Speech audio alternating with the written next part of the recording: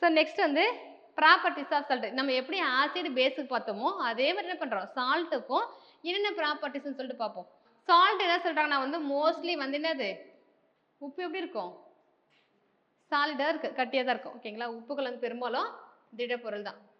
அடுத்து பார்த்தீங்கன்னா first point அது மோஸ்ட்லி சாலிடு.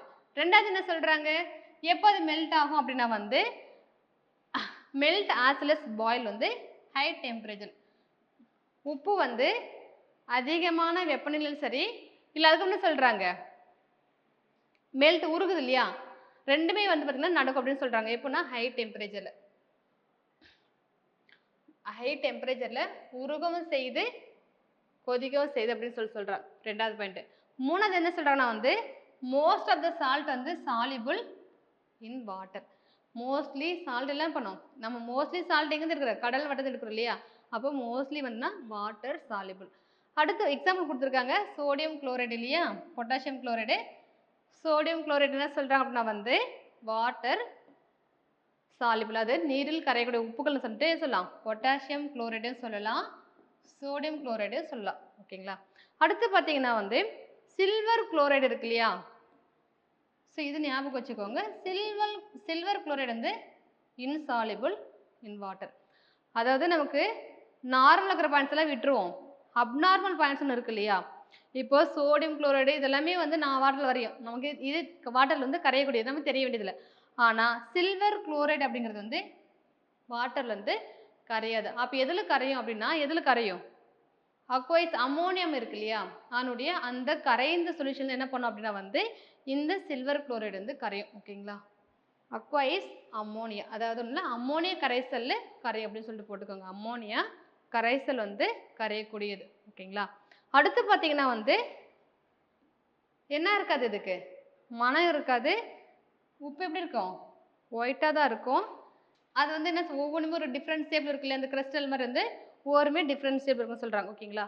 ஸோ ஃபர்ஸ்ட்டு வந்து சாலிட் தான் ஹை டெம்பரேச்சரில் உருகவும் செய்யும் கொதிக்கவும் செய்யும். மூணாவது வாட்டர் சாலிபிள். எக்ஸாம்பிள் வந்து silver chloride sodium chloride potassium chloride இதெல்லாமே வந்து வாட்டர் சாலிபிள். சில்வர் குளோரைடுங்கிறது வாட்டரில் கரையாது அம்மோனியா கரைசலில் கரையும் அப்படின்னு சொல்லிட்டு ஞாபகம் வச்சுக்கோங்க. அடுத்து வந்து இதுக்கு வந்து என்ன கிடையாது கலரும் கிடையாது. அதுக்கப்புறம் வந்து ஒயிட்டாக இருக்கும் டிஃப்ரெண்ட் ஷேப்பில் வந்து இருக்குன்னு சொல்கிறாங்க ஓகேங்களா. அடுத்து என்ன சொல்கிறாங்க ஹைக்ரோஸ்கோபிக் நேச்சர் ஓகேங்களா நீரை உறிஞ்சும் தன்மையுடைய அப்படின்னு சொல்லிட்டு சொல்கிறாங்க ஓகேங்களா. ஸோ இது எல்லாம் என்னுடைய பண்புகள்.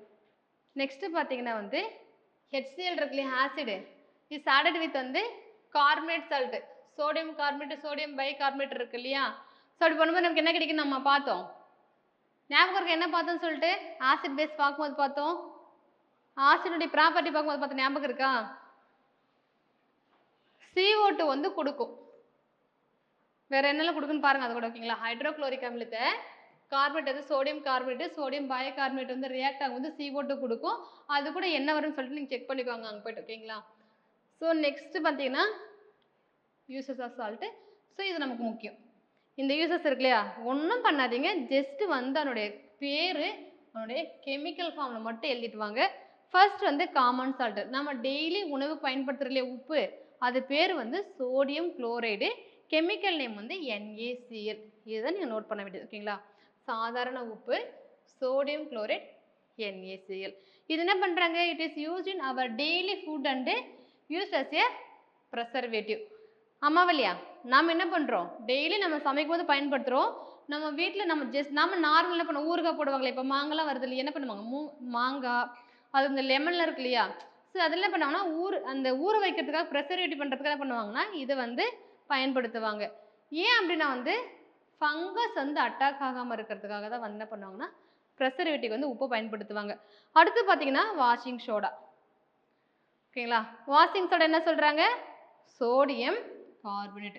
ஒவ்வொன்றுமே முக்கியம்பா வாஷிங் சோடாங்கிறது நம்ம நார்மலாக சொல்கிற பேர் அதனுடைய கெமிக்கல் நம்ம சோடியம் கார்பனேட்டு அந்த மாலிகுலர் அந்த இது இருக்குல்லையா கெமிக்கல் இது பேர் இருக்கு இல்லையா Na2CO3 ஓகேங்களா. ஸோ மூணுமே முக்கியம் washing soda sodium carbonate Na2CO3 சலவை சோடா சோடியம் கார்பனேட் Na2CO3 என்ன பண்ணுறாங்கன்னா வந்து கடின நீரை வந்து மென்னீரை மாற்ற பயன்படுத்துகிறாங்க.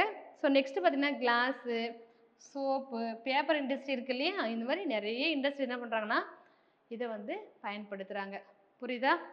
ஸோ வாஷிங் சோடானா என்னது, க்ளீன் பண்ணுறதுக்கு பயன்படுத்துவாங்க இல்லையா, கிளாஸு, சோப்பு, பேப்பர் இண்டஸ்ட்ரியில் பயன்படுத்துகிறாங்க. ஸோ வந்து ஹாட் வாட்டர் சாஃப்டாக மாற்றுறதுக்கு வந்து பயன்படுத்துகிறாங்க. ஓகேங்களா? ஸோ இது யூசஸ் தெரியுது இல்லையா, பட் வந்து வாஷிங் சோடான்னு எனக்கு தெரியணும், சோடியம் கார்பனேட்டு NO2CO3ங்கிறது உங்களுக்கு தெரிஞ்சிருக்கணும். ஓகேவா?